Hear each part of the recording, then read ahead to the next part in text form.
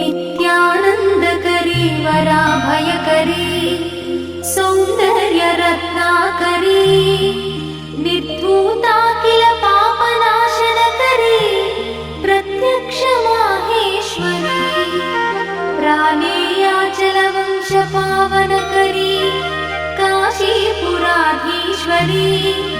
भिक्षां देहि।